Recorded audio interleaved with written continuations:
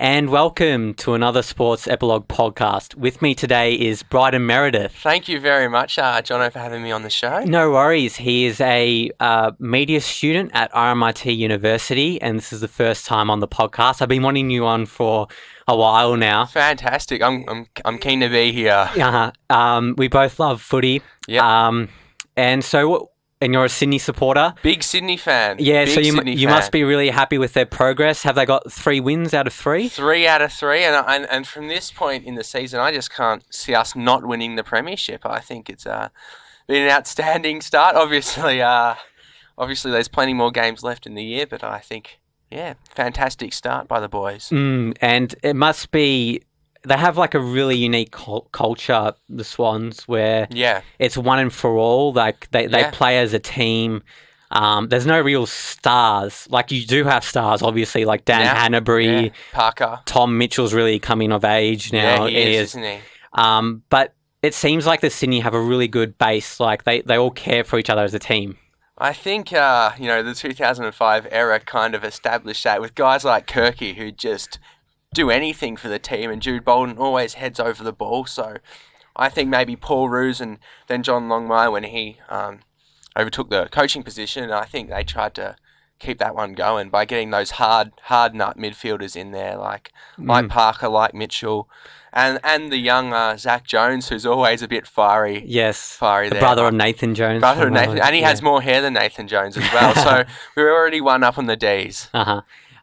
And one important piece of information which has come to light today is very recently the idea that Port could be playing for premiership points in China. Next year. That's pretty big. That's going to be a very important game in the history of the AFL. No doubt. Just reading off my phone here. So Gillan McLachlan and Prime Minister Malcolm Turnbull, as well as Port's chairman David Koch, who probably took the morning off sunrise.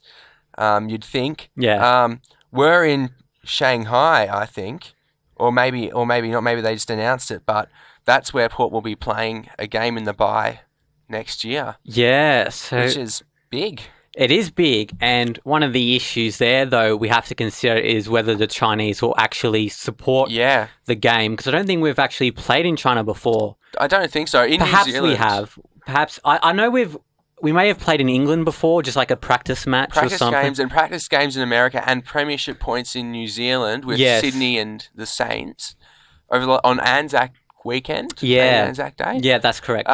So this is far, far away from Australia now. So and so the whole different language as well. Whole different culture. So I mean, how are the Chinese going to when you go to the MCG, a typical MCG match in Melbourne, you can kind of listen to the footy on radio while actually watching it in the stands. Yeah. But the Chinese, because they don't understand, some of them wouldn't understand the English language. The appeal for them will be the actual game and how much of them are exposed to the AFL. Yeah, and you'd have to think that it's not going to seep into the culture straight away. Yeah. Not many people will know about it. And I think a big part of AFL in Australia is the culture surrounding it, the media surrounding it. Shows like the Footy Show, before the game when it was on. So it'll be interesting in China to see how it does kick off. I mean, it will have to be just a natural love for the sport that will get people to watch it. Yeah, and you've also got the players as well. I mean, they've got to acclimatise to the conditions as well. In China, there's a lot of pollution there. They've got a lot of major industries where, I think they're up with America and India as the 3 world's largest emitters. So, they've got to get used to the air as well. That's a big thing because in football, you're constantly running. You look at the demand now of AFL players. They run so hard. Their preseason non-stop. That's all it is, running. Yeah. And I'm not sure about what the weather is normally like in China, but the air pressure that's going to be... It will have an effect. Oh, absolutely. And so will the flight. And they're playing for premiership points, which is significant because, I mean, there's one thing flying to Adelaide, an hour flight, Tasmania an hour flight. Another thing's flying to China. Surely that's going to have effect on the players weeks to come. Absolutely, especially in altitude as well. Yeah. It's not if you're carrying an injury, which some players are, because you've always got knocks and bruises from football. Yeah. It'll be interesting to see how they cope after the flight. So when are they planning to do it? In the bye week? Yeah, in the bye week. Is that where they have like the split round? That's the split round. That makes sense because I think there's like a week's break. You'd need a week's turnaround. Yeah. You'd just need it. Well, it wouldn't be possible. But I still think it would put them at a disadvantage. And it's interesting though because the power to have this game over there, getting paid a lot of money from, I'm not sure if it's Chinese investment. I think it is. And it's interesting that they're kind of getting their players to fly over there for money. Oh, no. There'd be a lot of money in this. Absolutely. And the exposure as well. That's going to be key. The exposure is very good. I think the AFL's objective should be to make it more global. Yeah, and definitely. I could see in the future possibly an American team being formulated in some way. We've already... Somehow, yeah. I think that's the future of the game. Not necessarily 100 years from now, but 200, 300 years from now. I don't see it not going global. I think the game's expanding at such a rapid rate. We've got AFL Live Pass around the world now. Yeah. So you can view it from whatever country you want. I know my friend from Spain might use it occasionally. So... the exposure is there, and who knows? Maybe a team will be formulated from another country. If it catches on, that everything changes. I was going to say, I'm just reading here again. Port Adelaide signs multi-million-dollar deal with China-based property developer Shanghai Cred. Interesting. So, and it's a 3-year partnership with them. So, looks like there's been a business deal kind of struck up there. Oh, so is that an actual sponsor? Port have got on board? I believe so. I believe they're making money, obviously. So it's good for the game and it's good for the club. If it's good for the players, that's another issue. Yeah, but if the money's in it for them, then some of them may be a little hesitant about flying to China. I mean, it's just such especially for premiership points. I mean, premiership points are worth 4 points, and it can be especially the evenness of the AFL competition. These days, neck and neck. You never know what you're going to expect. Absolutely. A lot of people thought that Collingwood would win against St Kilda on the weekend, but St Kilda just showed why it's such an even competition. They've got a young and developing side, and we were out of form. Yeah. Or Collingwood were out of form. I'm a Collingwood supporter. And St Kilda were in form, and they just ran over the top of us. Well, and look how close the Blues got to Richmond, who on their day could beat a Hawthorn or a West Coast on their day, absolutely. So, anything can happen. It's really neck and neck. Yeah, and that's the thing with the matchup in China. I mean, who do you think Port will play? You wouldn't. I think I could see them playing a team like Melbourne. A more of a struggling side. Would you see one of the popular Melbourne teams like Essendon, Carlton? I think the AFL, from a financial point of view, would want Essendon or Carlton to be playing in Australia, so the crowds still come to Australia. Yes. So maybe they might look at South Australia, a West Coast or West Coast's a very popular team though. They've got one of the most members. Yeah. Maybe that's not a good example. Adelaide. It could even be a new team like a GWS. But that would be a good idea. I would think it would be a less popular team, a team less likely to bring the AFL revenue in Australia. Yeah. Yeah.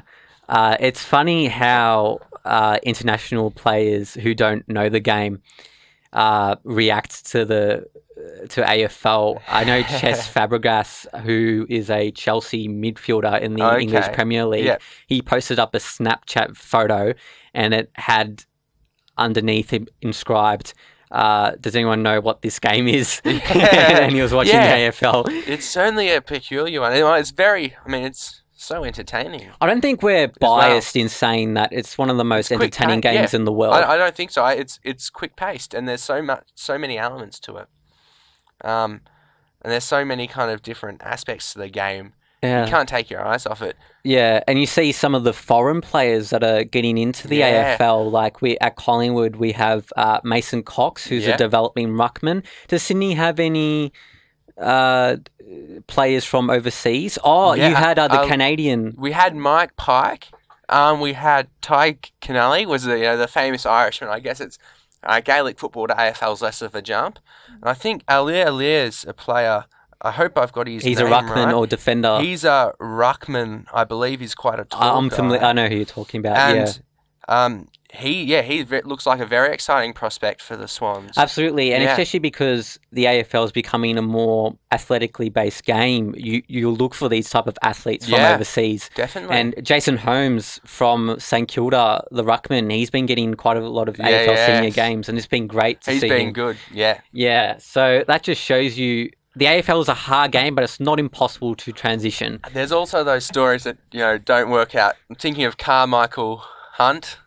Didn't quite work out. Israel Folau didn't quite work out, unfortunately. Yeah, and they were from Australia as well. Yeah, and there's some interesting cases of just big sporting names just coming across, and they both kind of left with a whisper, not a bang, if you know what I mean. It was they both kind of faded away from the game. I think it was more with Hunt. It was definitely a fitness thing. Like I think the cardio you have to do in AFL is just a big leap from. What did he play? Rugby league? He was a rugby player. Yeah. He was a league player, I think, but he also did union. And I think he's recently got caught up, or like last year.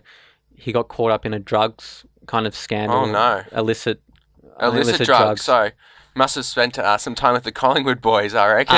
No. It was to do with the Gold Coast Suns. So, do you remember the Harley Bennell? Carmichael Hunt was right in the thick of that. Yeah. And that's what we were talking about before. Setting up a good culture is important. And that's what Sydney have. Yeah. You look at... Who else has a good culture? Hawthorn, undeniably. You can't win 3 premierships in a row, and you can't be a successful team for a long period of time without a good culture. And you look at someone like the coach, the figurehead, Alistair Clarkson. He's a nutcase. He's a complete nutcase. But he seems so motivated every season. He's won 3 premierships. Yes. He doesn't look like he's lost anything. I still think he's a nutcase, but you have to admit he must be a fantastic coach for the team. He must find that right balance between, putting serious pressure on them, but also making them feel relaxed in their environment. He must have hit the nail on the head. Yeah, and you get those coaches sometimes who just have that thing in them that makes them tick, and he's certainly one of those. He'll go down as one of the greatest coaches to have. I think so. Coached the game. Yes, even Lee Matthews. 3 premierships with the Lions.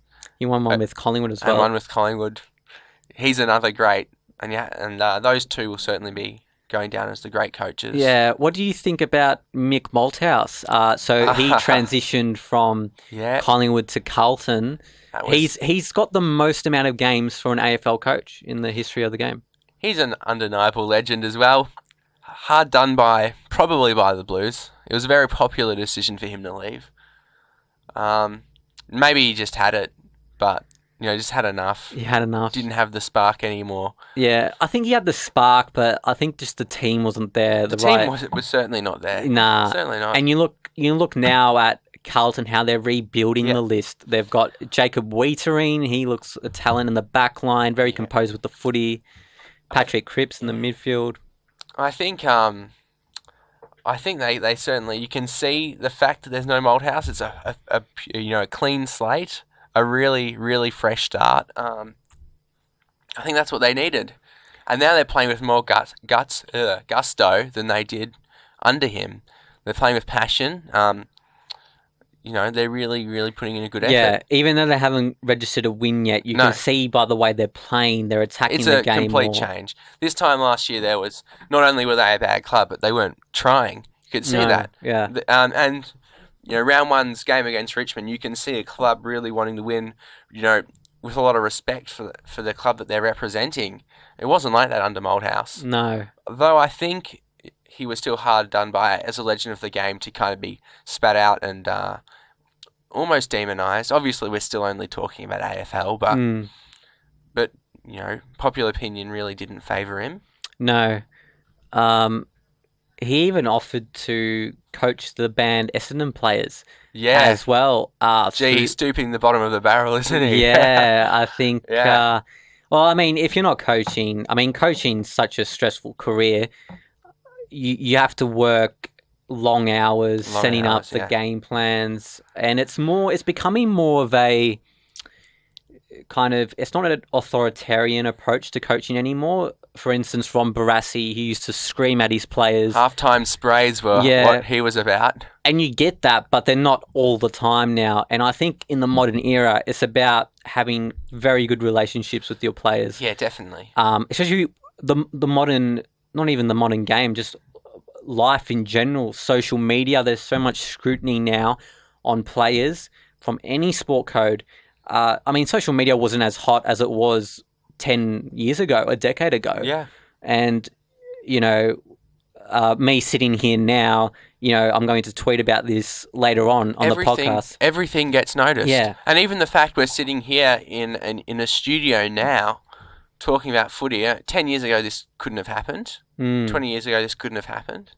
Yeah, and just like I meant like more the social media aspect of it. Yeah. So like Twitter, it's so easy to criticize people now. I think there was a Swans player, I can't remember his name because he hasn't played a game yet. He was drafted by the Swans, and he unfortunately liked a page called Adam Goods is a Flog or something, which, I mean, Adam Goods is a legend. Let me clarify that. Goodsy is a legend and a great man. But, I mean, he can't do that. The player who liked the page, you know, you can't do things like that anymore. Everything is seen, everything is scrutinized. You know. Yeah, you have to be really careful. Social media accounts wise, I mean, Jake Carlisle as well got caught with illicit drugs, filming. He was taking. There was the unfortunate case of Josh Butzma, who naked pictures of himself, the Carlton player, to some girl, some female, and he quickly lost his career. But I think he was about 185 centimeters and only weighed just over 60 kilos. So I'm not sure if he was built for AFL in the first place, but that was the last. I don't think he was a first year player. He might have been a second year player or something. He played a few games. He was pretty bad. He wasn't good. Yeah. And he made some stupid decisions off the field as well, which doesn't help. I mean, Collingwood were caught up in a similar scandal, but we didn't really punish the players. So just recently this year, before the season, Dane Swan, Travis Cloke, they were caught up in a nude photo scandal. I don't know if you know about that. Do they have wives or girlfriends that have... Yeah, Dane Swan did. And what Collingwood said was it was a personal issue. Yeah. And that we didn't need to punish the players. Now, kind of wiping their hands clean of that in the off season. One of the things about that, if it was a rookie, would there have been a punishment for that? Because Travis Cloke and Dane Swan are integral players of the Collingwood football side. They need those two players. You can't really... There's a leniency there. That's a ripper of a question. I'm not sure if I can answer that on the spot. Yeah, I mean, I was just comparing the double standard between Bootsma and the... Oh, actually, yeah, exactly. But you could also argue that different clubs handle it differently. So maybe Carlton, if it was a star player, would have gone, you know what, nah, this is the morals of our club. You've broken them, you've crossed over the line, you're out of here. Where Collingwood might be more flexible with that. But there was an interesting, discussion of how much control should clubs in the AFL have over their players in the off-season, because 11 Collingwood players were found out, caught kind of doing illicit drugs or through some testing thing. Obviously, they're illegal and they're horrible for you, but does Collingwood have the right to say, you know what, we're not going to let you do that? Do they have that kind of control of their players? Should they have that kind of control over their players? I did a podcast actually on this very issue a couple of weeks ago, and Mark Robertson wrote that article. Yep. And one thing we have to say is he is unsure himself of the number. So, and that's, I scrutinized him heavily as a journalism student. You have to be fair, balanced, and accurate. Those are the three key components you're taught. And whilst Collingwood players were found to have taken illicit drugs, so too were other clubs, and he didn't put that down. But the thing is, what you brought up is not a Collingwood issue. It's an AFL issue and a society issue. Yeah, illicit definitely. Drugs clubs are being kept out of the dark. You know how you told me that 11 players or so from Collingwood were found to have done illicit drugs? The clubs don't get the names of the players, and so they can't exercise that control of saying, hey, we don't want you to take illicit drugs. You're a role model, not just to this club, but to the community, young kids. Yeah, absolutely. I think they should have that control. Yeah. I think the clubs should have that control, even though they don't at the moment. I agree as well, because you can't really have players like that who are such role models for... I still admire some AFL players greatly as role models myself.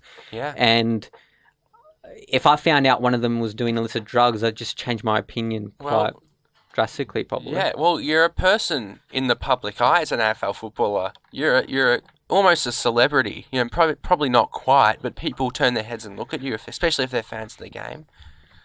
I think that when you're in that position, in such a public kind of, job, you can't do it. The clubs have every right to say, no, this is not okay. And apart from the fact it's illegal in society as well, That's the other thing. It's actually illegal, so you're not allowed to... At all, but... No. And the AFL Players Association have put their hand up for volunteered hair testing. So that's how they caught the Collingwood players. They did hair tests over the off-season. Wow. And one of the arguments that the Geelong coach said on AFL 360, I think his name's Chris Scott, he said that why do AFL players have to subscribe to an illicit drug policy? They're not exactly performance enhancing. And the question is, why wouldn't they? Well, yeah, in a sport, what you're really looking for is the use of performance-enhancing drugs. Yeah. But I think illicit drugs now, and in Melbourne, it's an issue, and it must be such an issue that it warrants further testing on illicit drugs. But it's really nothing to do with sport. Even Craig Hutchison made that point. There's an argument there to just scrap it all out and if they want to do something silly in the off-season, do it. Yeah. The thing with AFL footballers is they have a lot of money. They're young men. There's a culture that builds around them. They're all kind of similar age, rich. There's no excuse for doing drugs, but having that kind of money and being at even at that kind of age where your body can handle it without dying or getting, very, very sick, they go for it. And I think the AFL surely knows this. The club surely knows this. We know this because we're talking about it. Seems silly to me that they don't really, really tighten up the laws around there. Mm-hmm. AFL, that is, like the AFL rules and regulations. Yeah, there's so many arguments to this side, and that's, the clubs are saying, hey, let us have more control so we can actually help these players. Yeah, help them off their addiction, or just, get them away from those things. Yeah, there was a rumour, and this was only a rumour, that Buddy Franklin had some issues with illicit drugs. I have no idea of the truth of them, and I don't want to say that on air either. No, I don't want to kind of accuse anyone, unless we have genuine evidence. No. You have to give him the benefit of the doubt. Mm-hmm. But, you get these rumours of not just... Buddy Franklin's a star player, so he's a very easy, absolute gun. Very easy player to target. He is, and the fact that he was leaving due to mental illness, people aren't used to having players leave due to mental illness, and I think either they, fans refused to accept it, or thought because it's such an uncommon thing that he must be covering something up, which I think's disgraceful to accuse him of that. Yeah, I think we've got this perception of AFL footballers being invincible and being very strong. It doesn't even relate to mental illness. You've got something like Phil Walsh passing away from the Adelaide coach. Imagine the effect on the Adelaide players. Just the grieving they had to go through, and the way that they still made the finals, by the way. Yeah, exactly. And to play, I don't think they played the next week, but to play 2 weeks after that, ridiculous. Yeah. That was, I remember that. Very sad. It was on a Friday night it happened, and not the murder, but on Friday night when Collingwood and Hawthorn were about to play, there was discussions of, should we cancel a game? We've never had this happen before. Yeah. And it was such a weird situation, not just for Adelaide, but just the AFL community, that a respected AFL coach was murdered. Yeah, I mean... It's such a serious issue, isn't it? Very, very serious. And I haven't heard much of it in the media this year. I guess it's a privacy thing, isn't it? It's a privacy thing, it was a very family-related personal. issue. No one else's business, really, other than the families. Yeah, and that's the same with Buddy Franklin as well. Same with Buddy, yeah. He doesn't have to disclose, similar to any ordinary person, he doesn't have to disclose, why he has mental illness, what treatment he went through. He said this to Matthew Richardson, actually, in an interview. Yeah, I saw that, yeah. And he was like, I don't want to disclose what I've gone through, but it's great to see him, up and about. Buddy's got that personality where he lifts the whole team. He does. He can change, the culture of the team, and he can change the game out in the field. Yeah, that's why they pay him $10 million, Yeah, he's not I don't think he's an official leader of the Sydney Swans leadership group. No, he's not in the leadership group. But he is a leader because he, just the way he can get the Sydney Swans more fired up than any other anyone else out there. When we first picked up Buddy, I was kind of shocked. Thought, we're kind of, we don't have standout players. That's not the Swans, where kind of everyone chips in, everyone does their bit, we get over the line. That was the culture, that was the Bloods culture. So I thought, getting Buddy on such a huge contract, and he's the biggest player in the AFL, arguably other than Gary Ablett Jr., to get him, I thought, that's just throwing away a really good culture. And then I wasn't sold on him even at first. Even when he was playing great football, I was kind of like, still. But now that I've seen interviews and that I've gotten used to him, he's a really kind of humble guy. He doesn't come across as arrogant in any of his interviews. Out in the field, he's not an arrogant player. He doesn't really... There's a few tussles, but nothing more out of the ordinary. Yeah. And I kind of think that he epitomises the Blood culture now. Mm-hmm. He's, really the embodiment of that selfless culture that the Swans are building. And the idea of Buddy, we can get sometimes that he's a really selfish player because he kicks all these goals. Just because he's so good. It's the talent, it's his work ethic. Yeah, natural athleticism as well. Very good on the lead. Yeah. Very hard to stop for any defender. Imagine being a defender and knowing you're lining up on Buddy. I would not want to line up with Buddy. He's just incredible athlete. Yeah, and that's what it comes back to at the end of the day, that these AFL players, and they're not just AFL players, they're legitimate athletes now. Oh yeah.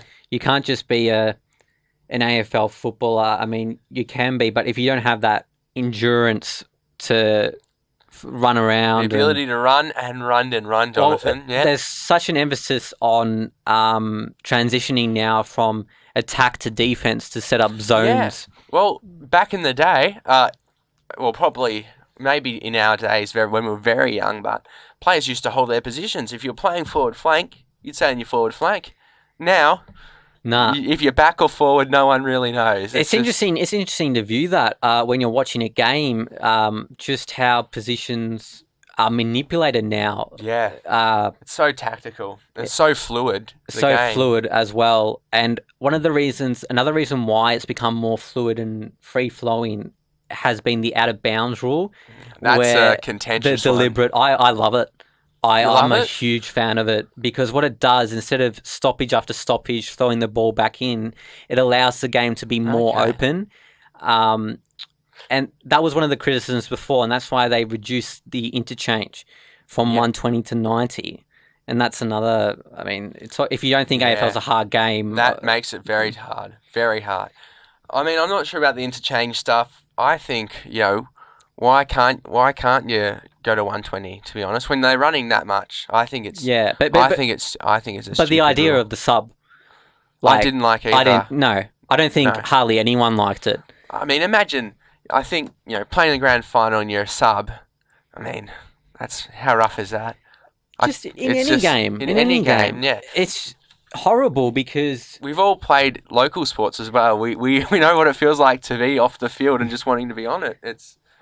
I mean, when you're playing football, you want to be at, and it's such a tweak from even like local leagues, like the idea of having a sub. Like I don't think local league football has a sub, and yet the AFL's adopting that. I'm so glad they got rid of it. Really great. That's a positive. I'm not sure about the out of bounds rule. I think they need to be a bit more lenient. Yeah, why is that? It can be a genuine tactic, stoppages. Yes, and I think it restricts kind of a certain game style you could play, especially if it's tight. There's 2 minutes left, and and your team is looking for stoppages. I think why can't you kind of not kick the ball out of bounds, but why can't you kind of hit the ball along the line, hope it bounces out? Yeah, I agree with that. There's certainly two sides to it, though. I do understand. Yeah, it's more of an entertainment perspective from the viewer watching. What do they want to see? Do they want to see that stoppage after stoppage game you were talking about, which doesn't happen all the time, but if there were more throw-ins, that would be the case. Now, but I don't think AFL clubs would start playing that type of game. I don't think they would. I don't think they go, oh, now we can hit the ball out of bounds, or now we can kind of kick it along the line. They're not going to start just doing that because... I think there has been a subtle, not a significant shift, but a subtle shift in attitude when it comes to getting the ball out of the line. They're so strict on it now. The Collingwood and Richmond game, Nick Voston, I don't know if you remember it, Nick Voston, kind of handballed the ball like 15, 10 metres, may have kicked it, I don't know. And... it was a very contentious decision, but we got the free kick. And they've been making those... defenders have been reluctant to shift the ball out of bounds now. I also think if you've got no choice, you should be allowed to kick down the line and not have to centre it up, because that's even more dangerous. Sometimes going into the centre is more dangerous than kind of going towards the boundary line. And I think, if you've got no other choice, the player shouldn't be forced to turn the ball over just because there's no one on the wing. Yeah, but could I ask you though, is that the game you would prefer though? The stoppage after stoppage, like kind of throw in game, or no? Would you prefer what it is now? But I think the game would still be fluid. I don't think players would kick down the line and that's all we'd see. Yeah. I think it's just, if worse comes to worse and you have that option there, you should be able to take it. Yeah. Congestion has been a significant issue for the AFL. Well, it's the same thing around the ball, though, because now that you can't kind of kick the ball out, you can't spread your players out. Yeah. People just flood on the ball. There's just so many. Everyone's a midfielder, kind of. Yeah. Slingshot football as well. Everyone floods in defence and they sling the ball back, and it's vice versa. And they have to run up and back, and that makes me have so much sympathy for the players. Oh yeah, especially with the rule changes now. They don't make things easy, do they? Nah, and I guess it's all for the attraction of the game. So when say the younger junior levels, like looking at the game, what do they want to see? Do they want to see like a rugby type game where everyone's like, getting into each other? No, not necessarily. Or do they want to see a more fluid, kicking? I mean, that's why Hawthorn's such a good team. Their ability their kicking efficiency, and their backline players. There's a lot of emphasis on good ball use in the half backline. You see it with the Bulldogs, Jason Bulldogs, Johannesson, Matthew Boyd. A lot of their attacks originate from the half back line. Yeah. And so it's not just essentially half back liners or half back players becoming midfielders now. They're responsible. You don't see a defender nowadays just be a defender. No, they have to be able to rebound as well. They can't just be a stopper. Nick Malcheski is the person I'm thinking of. At the Swans, he was a fantastic player. He did the rebound in defence, often playing as a loose backman because he was such a good kick. He'd get the ball. Beautiful kick at the ball, yeah. And he'd just get the ball and make the right choice to the midfielder or the forward or whatever. And now when he went to Gold Coast, they didn't have the list the Swans do, especially with Gary Ablett being injured last year. So he didn't have the same time to make those decisions and to execute those kicks. And you saw a big kind of fall off in his form. Yeah. And yeah, with the Gold Coast, he was forced to actually man up. He forced a man up, exactly. On some players, whereas with Sydney, he was the quarterback of the team. He really got them going. And like you said, beautiful kick of the ball, could really set up the play. He can still do that, but I think his role's slightly different at Gold Coast. Who's the Hawthorn equivalent? The person on the half-back line who do you think is the Hawthorn equivalent? I think about the Hawthorn team, and I don't think about a quarterback necessarily. I think about the whole backline being quarterbacks. Yeah. I think that's why they've been such a good team. Josh Gibson, a key defender, can distribute the ball as well as any defender. Yeah. Very rare. You have Grant Birchall. They lost Matthew Suckling, a beautiful left foot kick. He's another Malcheski type. They lost him to the Bulldogs, and the Bulldogs are thriving on him. Now, I think that's a good move from Suckling. Has he won 3 premierships already? 2. 2 premierships. He was injured. Injured for the first. I mean, 2 premierships. You'd be very, very happy with that. Imagine if you could snag another one with the Dogs. I mean, what a great decision. They're looking like they could have a really good season and contend. Really good season this year. I mean, I'm not sure if they're 1 year away from it yet. I mean, obviously I hope the Swans win it, but if the Swans don't, I really hope the Doggies get up. And if not this year, next year for the Doggies. See, with the Swans, there was a lot of pundits who said that Sydney wouldn't make the 8. Yeah. Did you share that sentiment, or did you always know Sydney would fire like the way they are now? I did think we were going to go down. I didn't think we weren't going to make the 8.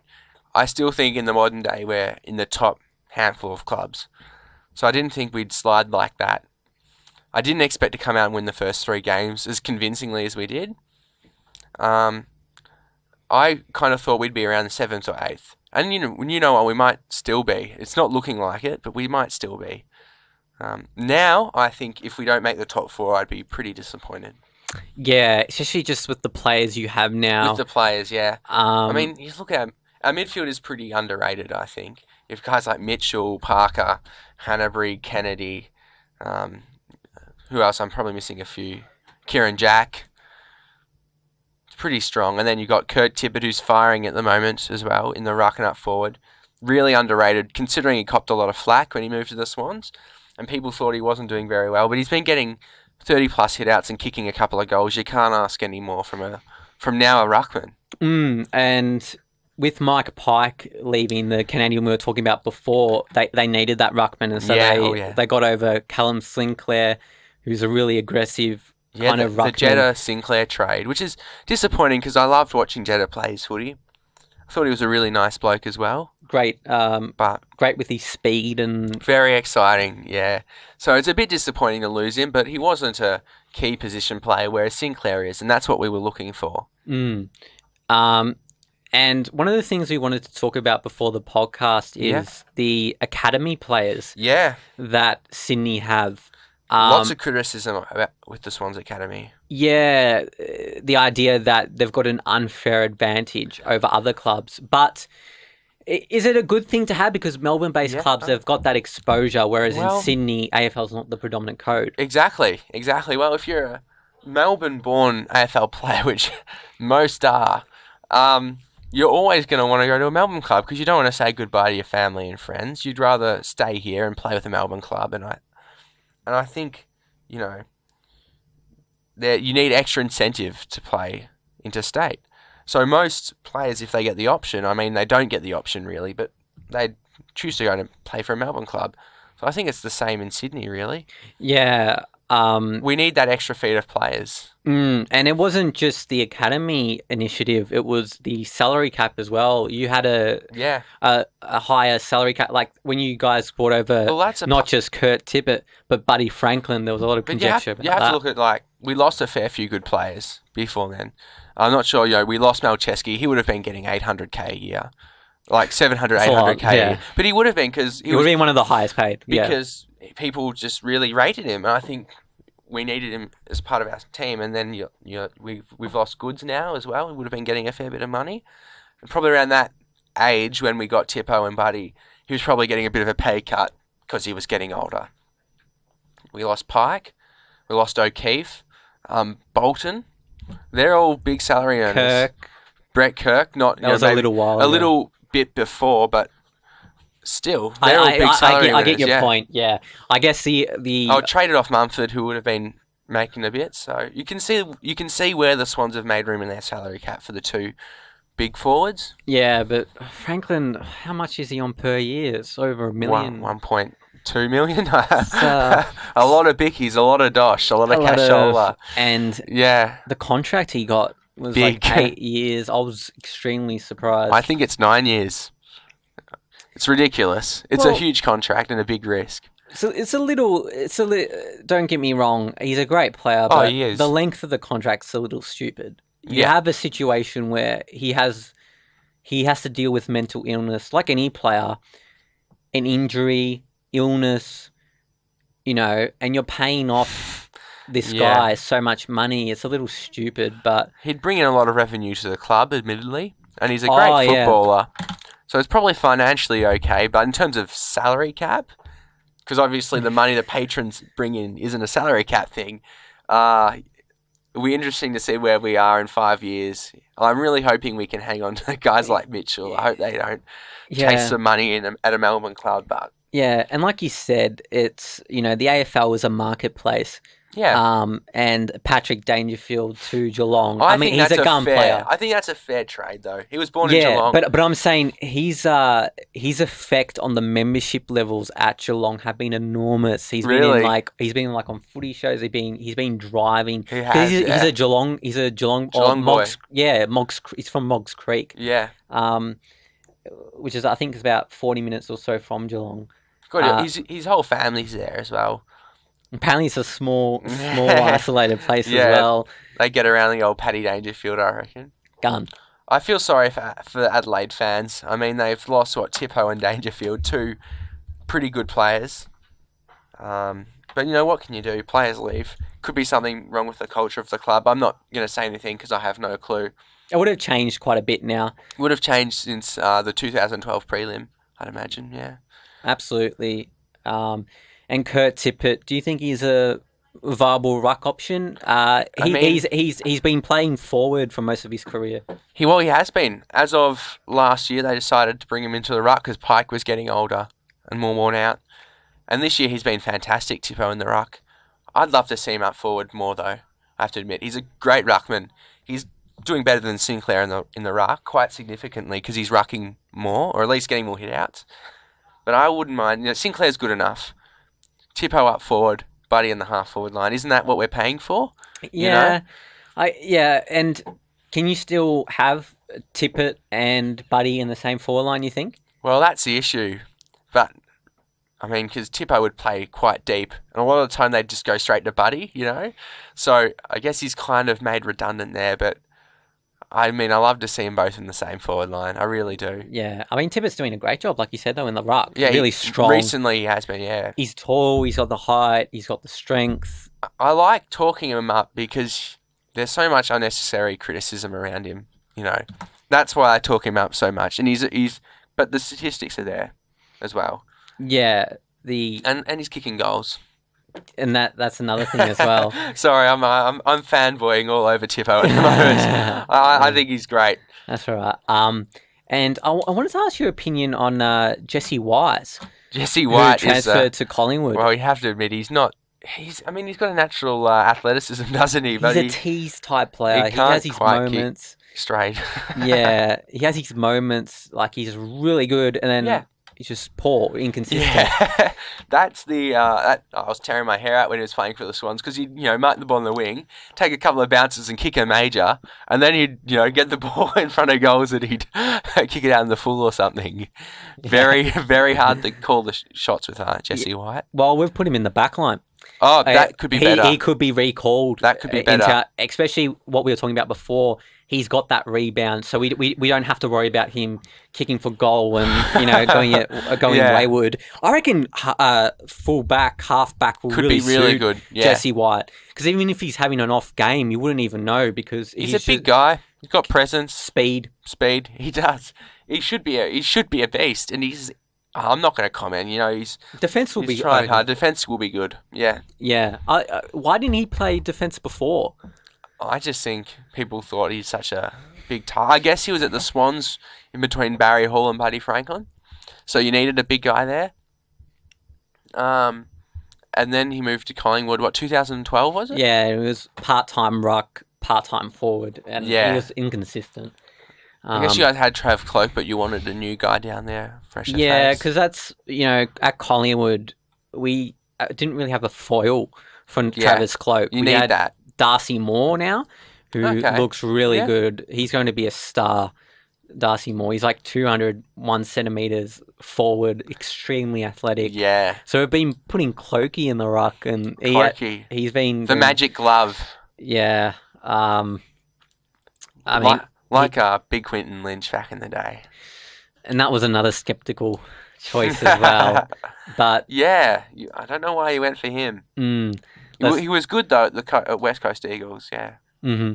Let's not talk. Let's not talk about Quentin. No, because some of Collingwood's recruitment choices have been a little skeptical.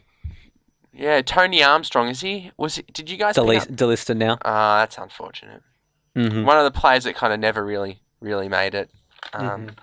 Yeah, he played as a defender for us. He could kick the ball. He had good use of the ball. It was just never kind of quite there, unfortunately. And we were talking about Collingwood and the form they're in at the moment. Yeah. Pretty ordinary form. People during the NAB Cup, people were thinking, they should be doing a lot better.